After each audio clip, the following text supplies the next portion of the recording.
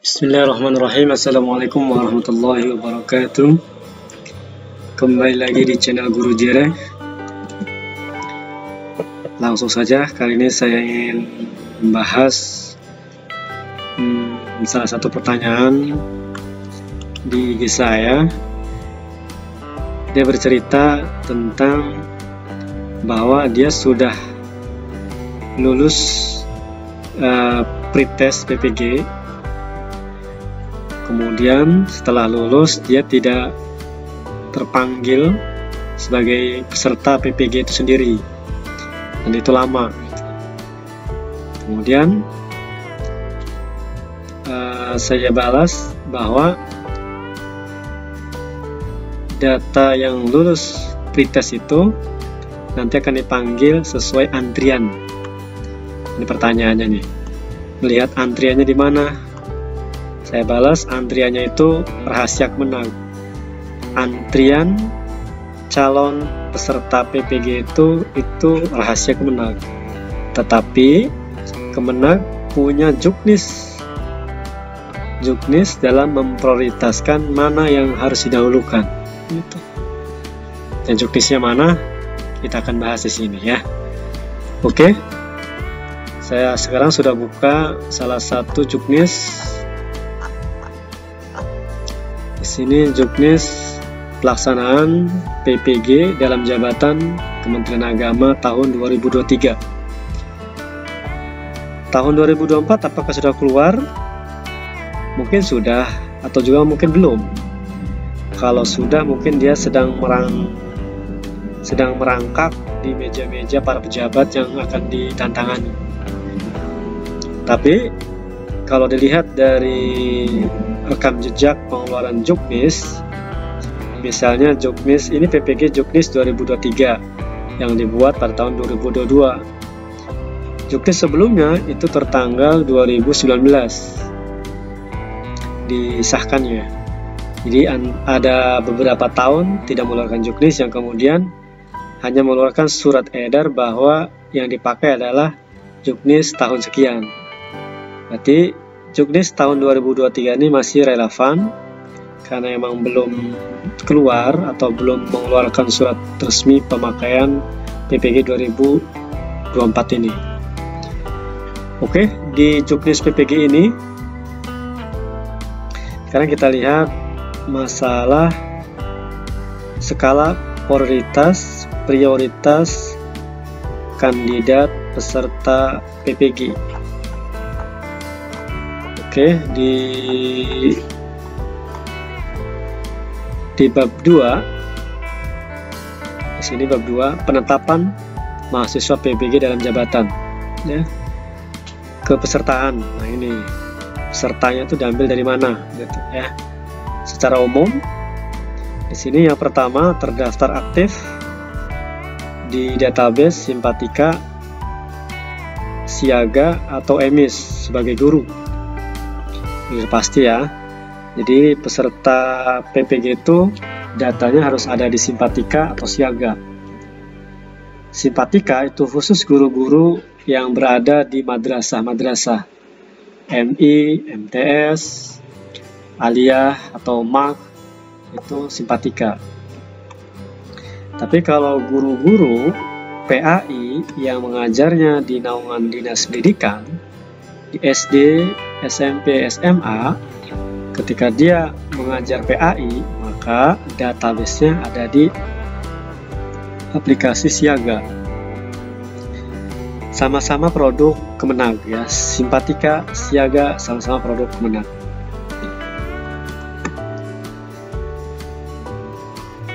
Terus pastikan juga itu terdaftarnya aktif. Ya, aktif 2 tahun, bisa mencalonkan atau mendaftar dari peserta PPG. Lanjut ke poin B, mahasiswa PPG dalam jabatan kategori 1. Nah, ini juga menjawab teman-teman, banyak yang TMT-nya kan sekarang ada peraturan, bukan sekarang sih, dari dulu sudah ada peraturannya. TMT yang 2015 itu yang ikut pretest Karena emang di Juknis PPG-nya di sini tertanggal guru yang diangkat sampai 31 Desember 2015. Pertanyaannya, kenapa waktu tahun yang lalu saya TMT-nya 2017, 2019 bisa kok? Ya, karena tahun yang lalu dibukanya 2 kategori. Jadi mahasiswa PPG itu ada 2 kategori. Kategori 1, nah ini kategori 1 nih. Kategori 1 itu minimal TMT-nya itu 2015. Nah, ada yang kategori 2, mahasiswa PPG dan jabatan kategori 2. Kalau kategori 2 itu adalah guru yang diangkat 1 Januari 2016. Jadi di atas 2016 sampai 2020 itu kategori 2. Tahun yang lalu dibuka pretestnya itu yaitu kategori 1 dan 2. Nah, untuk tahun 2024 itu yang dibuka pretestnya hanya kategori 1. Makanya teman-teman yang TMT-nya di atas 2015, 2016, 17, 18 dan sebagainya itu tidak bisa daftar sebagai peserta pretest atau seleksi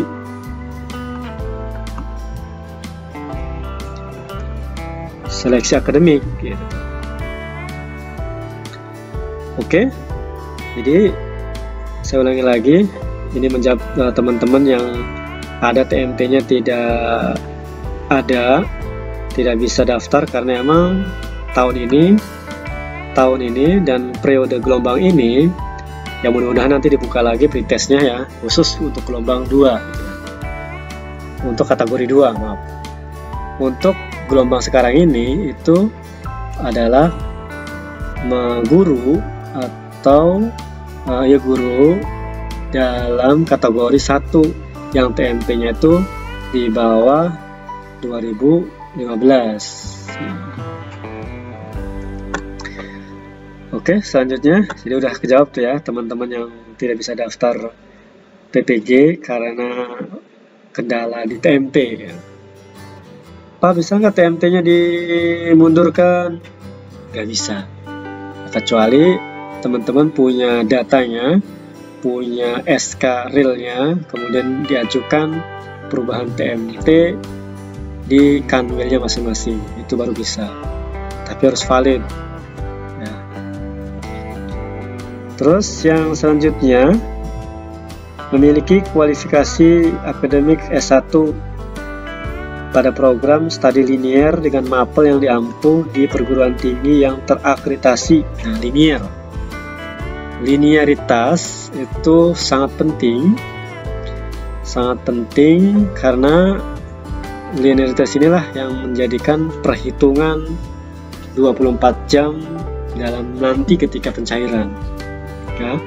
Dan pastikan teman-teman yang sudah mendaftar ini harus linier mata pelajaran yang diampu dengan kualifikasi akademik S1-nya, jurusan waktu kuliahnya. Contoh, kalau misalnya kualifikasi atau jurusan waktu kuliahnya PAI, maka cari pelajaran-pelajaran yang linier di dalamnya. Contoh misalnya akidah lah, fikih dan lain sebagainya.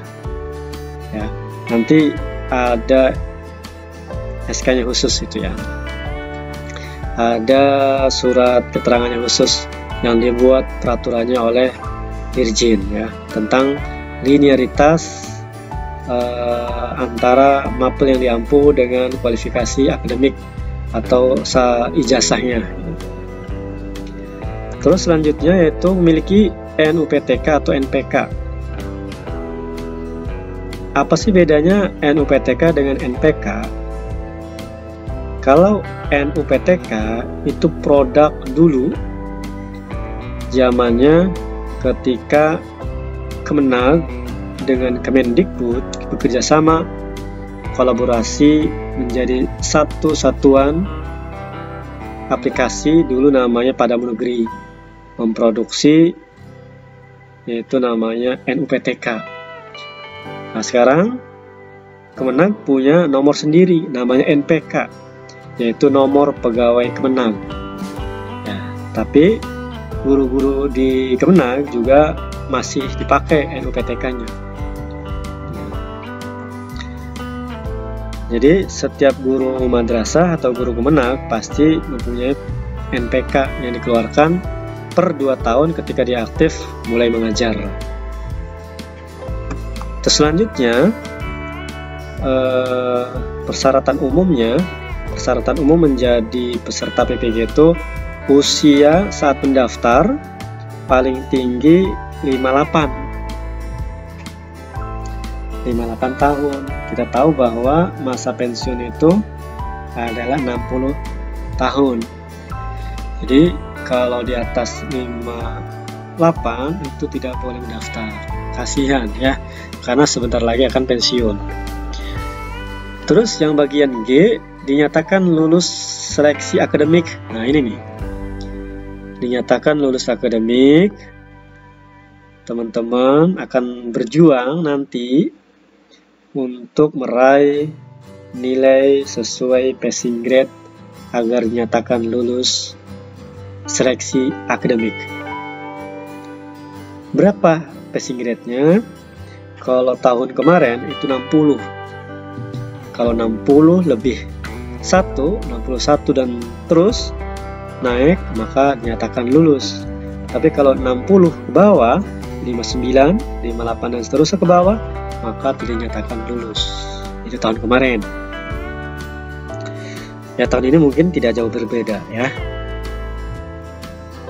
Makanya teman-teman fokus ke soalnya 120. Kita taklukkan dia, oke?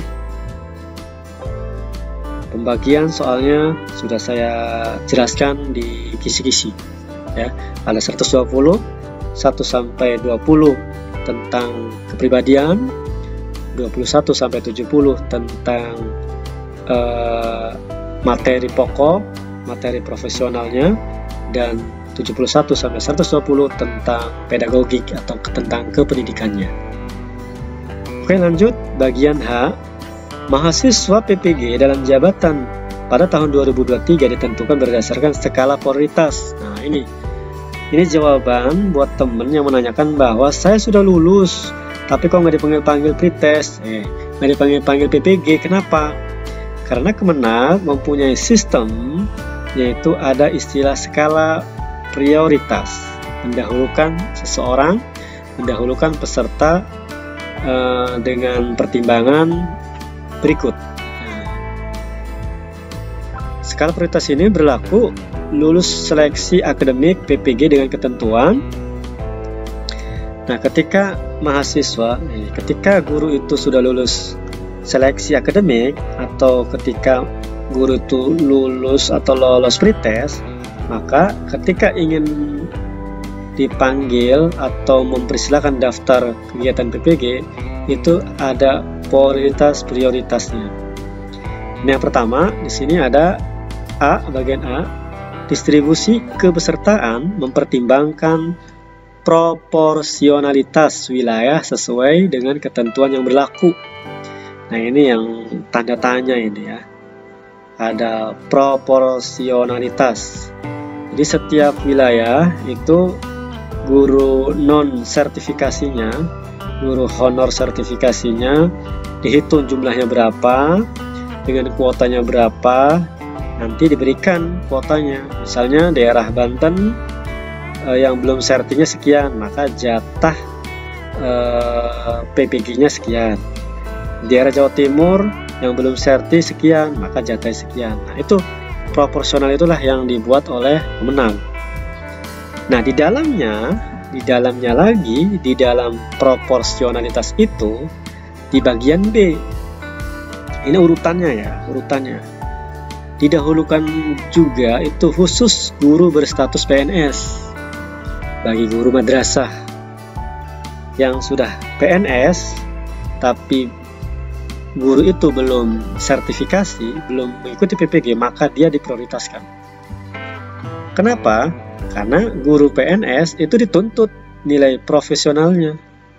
Maka syarat menjadi guru yang profesional itu adalah ya ikut PPG, gitu. Makanya diprioritaskan. Setelah sudah guru PNSS misalnya sudah tidak ada, siapa yang kemudian tingkat selanjutnya, yaitu usia dari calon peserta sertifikasi guru diurutkan dari yang tertua. Yang PNS sudah nggak ada nih, oh ternyata sekarang diurut dari tahunnya, dari usianya. Usia guru mendekati masa pensiun itu paling mendekati siapa? Itu yang akan naik menjadi peringkat nomor 1 berurutan nanti. Ini sudah berurut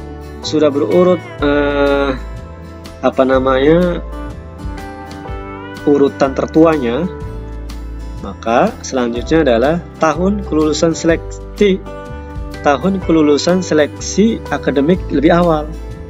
Siapa yang ikut duluan pretest, siapa yang ikut duluan seleksi akademik, itu yang dulu.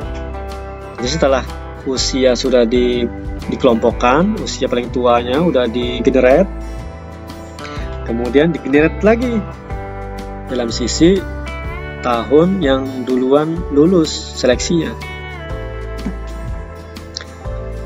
Udah ketahuan nih tahun kelulusannya, maka digenerate lagi di poin E, memiliki masa kerja lebih lama, TMT. TMT itu menentukan tahun lulusnya sudah, TMT yang bermain. Nanti TMT yang paling tua itu yang lebih didahulukan. Nah, terus TMT-nya sudah, sekarang mana yang diprioritaskan? Sekarang baru nilai yang tertinggi dari hasil nilai seleksi itu, ya, minimal 60. Nah, siapa yang paling tertinggi? 199. Itu yang pertama kali diikut sertakan sebagai peserta PPG. Nah, itu kawan-kawan ya. Jadi itu skala prioritas Kemenag dalam menentukan peserta PPG, ya, peserta kegiatan pendidikan profesi guru, ya. Oke, mudah-mudahan bermanfaat. Nanti kita lanjutkan dengan informasi selanjutnya. Jangan kemana-mana, semuanya tetap di channel Guru Jere. Mudah-mudahan yang tahun ini mendaftar semuanya lulus, semuanya kebagian ikut kegiatan PPG dan dapat menikmati indahnya pencairan sertifikasi, ya. Terima kasih, semoga bermanfaat. Assalamualaikum warahmatullahi wabarakatuh.